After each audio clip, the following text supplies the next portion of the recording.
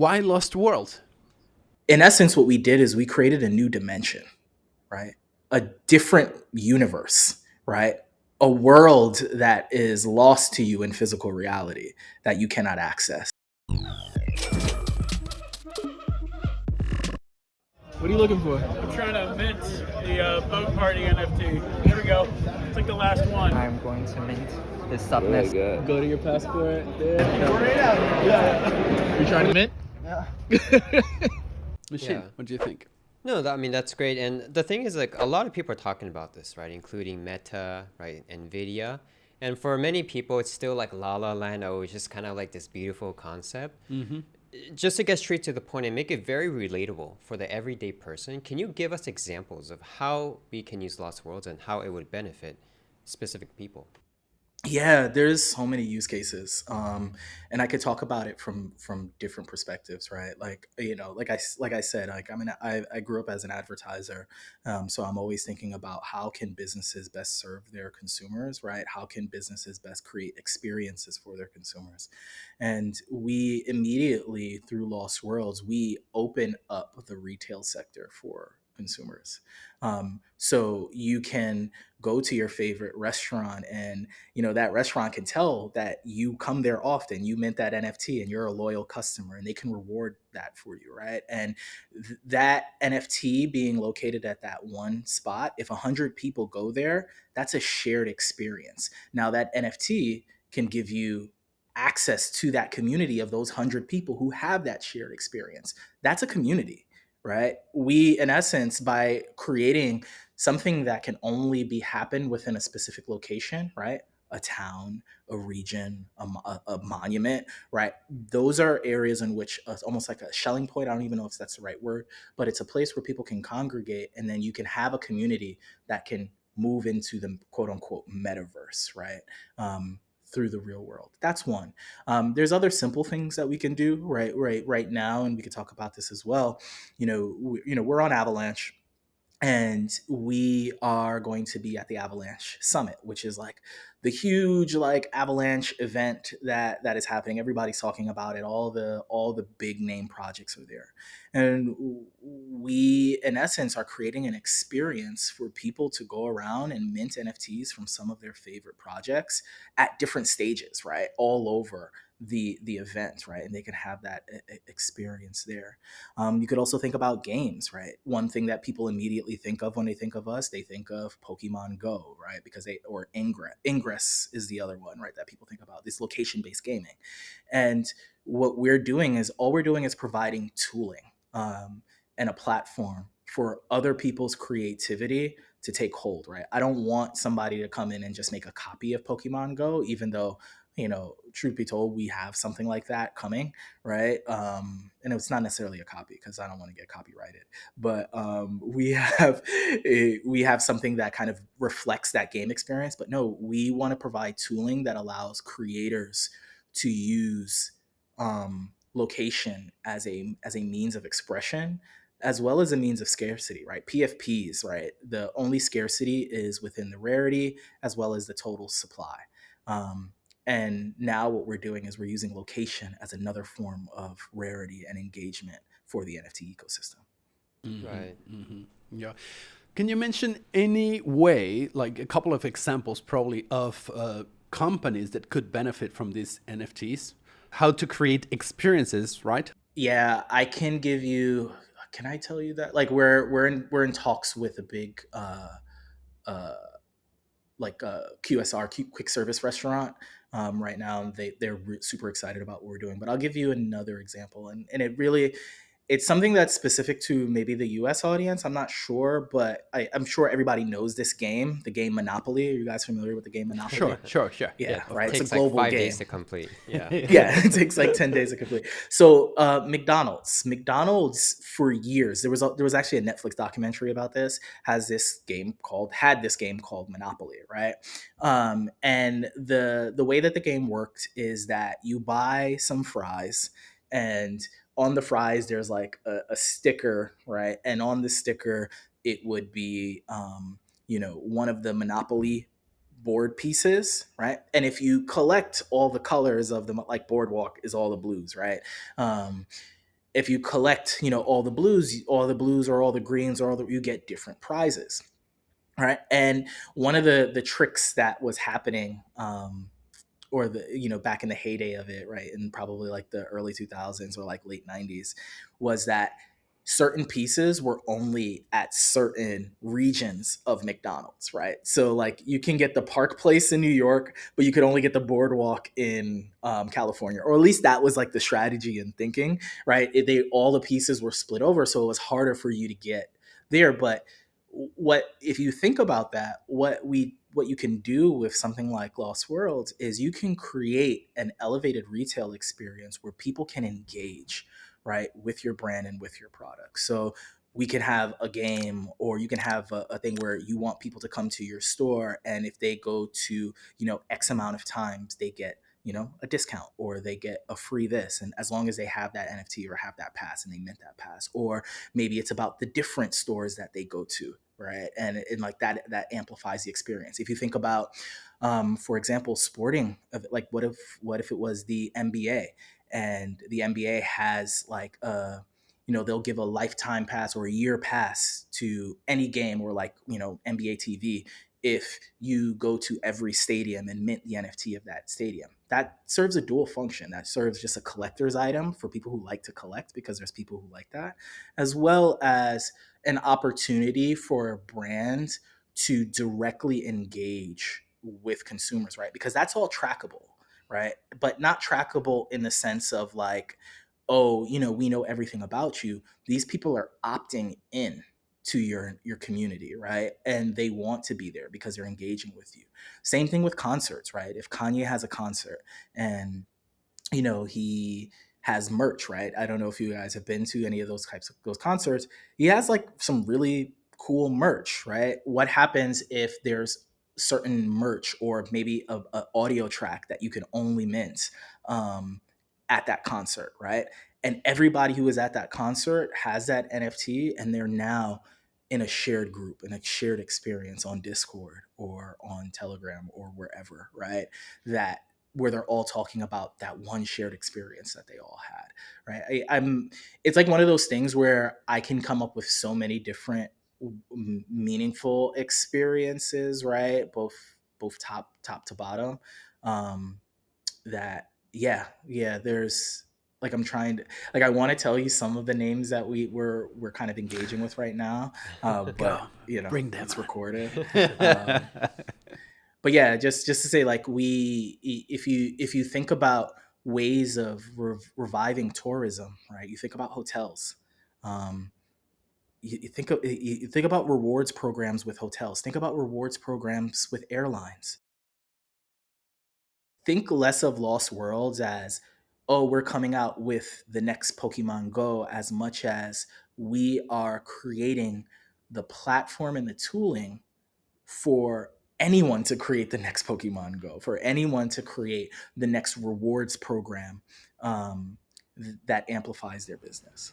I'm here. What do? I understand platform and tools. How does that translate into me wanting to release some NFTs? Yeah, and then keep in mind the Yes. human is not so tech savvy. Yeah. That's why I'm the human. That's the fun part for us, right? So that's kind of what we do, right? So I can tell you where we are today. Right now, the only thing we need from you is the NFTs and the locations, the geolocations, the lat longs, right? As well as any kind of incentives, achievements, and things like that nature. And we build that in just from our team's perspective, right? As we're kind of bootstrapping the platform. Because of the way that we built it, right? These tools are, one, they're composable, and then two, we in essence are putting an SDK, we're wrapping it into an SDK so that builders can just kind of plop it in themselves, right? Like, it'll have more of a GUI interface where they can just do it themselves. And then as the users or the mentors or the explorers or the participants of our platform start staking the lost token, because the lost token is an access token, in essence, a means of being able to utilize the platform, almost like an entrance to a theme park, right? And you get different levels of access. Then they are, in essence, the community that determines or has say over time whether or not your project will be allowed, right? So therefore, one of the things that we really want to avoid, right? We want to avoid people dropping things that we may not agree with, but at the same time, we don't necessarily want to be the ones that are dictating that. Like, we want the community to tell us what is allowed and what is not allowed on the platform, right? So we give a modicum of that control over to the stakers on our platform to define what gets on. So, but to simplify and shorten that answer, give us the NFTs and the locations so we can do it today. Got it. Okay, great. So let's just say I was a restaurant owner and I could be like, okay, first 5 people, that comes to our restaurant, we'll get the 5, free nachos or something like that. Can I, maybe like take a picture of my nacho, upload it, stake the lost tokens, and then is it as simple as that? It would be more, it could be a few things, right? Because, our platform is very deep, right? The tooling is very deep, right? So we both have, NFTs that you can mint that are tradable. We also have NFTs that are non-tradable, that are almost like badges, right? You could think of things like POAPs, right? Where they're just like kind of just achievement statuses. And what you can do is like, hey, you show up, right? You buy your taco, and then say you mint that achievement right there, and the cashier, right? We're on Avalanche, so it's super fast, right? You press, hey, I minted my taco. The cashier recognizes it, and it's almost like a hole punch, right, for your coffee card. But that hole punch now is with you. I don't know how many of you guys like lose your coffee punches. Maybe Every that's an single damn American time. thing. Yeah, to the point where you don't even Yeah. hold it, right? But now if it's Yeah. just on your phone, it's there. But Sure. again, these are like really simple, right, examples, right? To the point where sometimes I avoid even giving like the more grandiose, because like once I start talking about it, creators just start coming up with a whole bunch of cool ideas. We had one creator, I really love this idea too, all right, and I hope he does it. He's right. He's a musical artist, and he wants to put an album out that are gonna, each track is an NFT, and each place in which he wrote the music, right? He wants that to be, that's the place in which you can mint that track, right? And his focus there was to say, I want people to see, feel, and hear what I was seeing, feeling, and hearing when I made this piece of music, right? And for me, that's just like, that is the boundary, that is the breaking of the barrier, because you're creating a new experience, right? And it creates a different type of experience. It's the same way when you climb, when you go to you climb a mountain, right? And that is an experience that is lived, and what do? We take pictures, right, to encapsulate that, right? A location based NFT allows you to take that experience and encapsulate it in something that lives forever, right? Just on the technology bit, right? NFTs are stored on Arweave, right? So that means that they, in essence, can live up to theoretically up to 200 years. And then as the technology progresses, it's like it could be, in essence, live on chain for forever. And that metadata of the lat long, the metadata of the name of the NFT, or whatever metadata that the creator wants to kind of encapsulate within that NFT, is stored on chain forever. In the same way, like how an NFT is just a unique identifier, unique piece of value that is non-fungible. I can see the potential, definitely. Yeah, I mean, yeah. big time, absolutely. Yeah. Now, it's interesting because we talk about location, but complementary to location, the time aspect is also very important here. Now, there's so many other NFT platforms out there. I could just be like, okay, San Francisco's, pretty far away. I'll just go later. Then what's the incentive for me to go, faster, go now? Yeah, so there's like a number of ways you can look at the time aspect on our platform, right?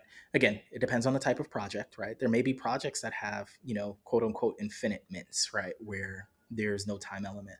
But then there are other aspects that are time driven, in the sense of, right, there's a physical scarcity. In the same way how PFP projects, there's 10,000, right? So people have to like rush in order to like commit them out before they all get minted out.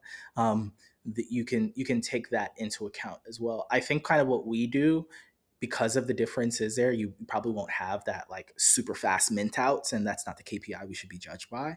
But there is a number of incentives that we put in place for our users and participants to go to those destinations in mint as fast as possible. So there's a few ways you can earn lost, which is just like a representation or a value to to the work that you do on our platform, right? So minting an NFT from a location earns you some loss, but also we have, in essence, location-based reflections or mint dividends, meaning that the earlier you are to mint something, you get a portion of the fee for every mint that happens after. Right. So the earlier you are, you could actually make the amount that you paid for the token back if you're early enough, depending on the mints, depending on how much they cost, et cetera, et cetera, et cetera. Right. So there's an opportunity for exploring and earning at the same time. What if you all are in Bangkok, and what is the name of the robot, by the way? Does it have a name? The robot. Hikaru. Hikaru? It's named Hikaru? Yeah. Yeah, he's the machine. Hikaru the machine. Hikarito. So there's Hikaru the human and Hikaru the... Mind blown. I get it. Yeah, it's so an it's NFT. So it's not the human and the machine. It's Hikaru human and Hikaru machine. It's my NFT version, you know. I love it. So say Hikaru the machine is an NFT that's in Bangkok, and obviously I can't get to Bangkok right now, right? Or before it mints out, right? Because your community is going to eat that up. What I could do is I could place a bounty on it, meaning I can stake some of my lost token, and put it almost like in I forgot the word that I'm looking for right now. Call it a treasury, but and in essence say like, hey, anybody who goes and mints this NFT for me will get a fee. Right, they get an additional 0.1 AVAX or 2 AVAX just for doing that. So in essence, what you're doing is we're also creating almost an economy there. This is an experiment. We'll see kind of if it works or not. Again, our primary objective is to come up with different forms of location-based utility, right? And we're just going to keep throwing things that really kind of break the wall, right? How can we bring this into the real world? I think that's going to be a really fun one for people who are just going around who love to travel and are just going minting NFTs for people and making money off of it, right? Or actually just earning from it. That sounds actually very interesting, to be honest. Very interesting. Yeah, like you're creating a job for others to earn. How beautiful is that? Yeah. And there's the element. There is one element. I've lived like most of my life outside of Mexico, right? And sometimes people ask you, hey, oh, you are here. Could you please? And this element of helping someone and being helpful to others because of the location, actually, it feels nice, right? It's like it's like a helping hand in the other side of the world. That's what it is. It's nice. Yeah. Right? I'll tell you. So we ran a number of like test runs and pilots and betas. All like we're always trying to break it and just kind of play around. And we do it live. We try and do it as live as possible. Like in our Discord, right? We have like a group called the Lost Ones, right? Who've been with us for a while, who just go around and break things. And what we did was we were at NFT NYC, and then we were also at another conference called Decentral Miami. And at Decentral Miami, we partnered with Pangolin, which is one of the big dexes in the Avalanche space. And we said, they gave us an NFT and we dropped the NFT on their booth, right? So there was a booth inside of the conference. And if you were in range of the booth, you can mint their NFT. It was a cool NFT too. It's like a little orange astronaut. And what we found is a bunch of people minted it, right? It was a very limited number, and it was like a low announcement. I think maybe like 20 or something like that. But the most interesting thing was less about, oh, it works. It was more the amount of people on Twitter and on Discord, they're saying like, hey, can somebody mint it for me and send it to me? Or can you mint two for me and then send it to me? I'll pay you a little bit. And that's where the idea of like, wait a minute, why don't we build this into our platform, right? Why don't we create an ecosystem where that can be facilitated? Because people, I think, are just from an experience, like we're an experience platform. People want to share the experience. My mom, I always was like very weird about this. It was like, I've traveled all over the world, and my mom always asked me, "It's like, hey, can you bring a magnet from where you are? Like, when you stop at the airport, bring a magnet." Yeah. Souvenir. And it's a souvenir, and it's like it's a way it's like a part of me is traveling with her. Like we're a part of each other in that sense. Yes. And, so I go home and like I just see all these magnets, and I'm like, oh, these are all places that I've been. But she's getting the experience from it as well. And again, we're talking about that shared experience, and she has access to me as a community through that shared experience. The subtleties of this is just it's actually more profound than you would think. Yeah. Absolutely. It's like she's sharing also trips with you. It's not just you with her. It's the other way around as well. Exactly. Very nice.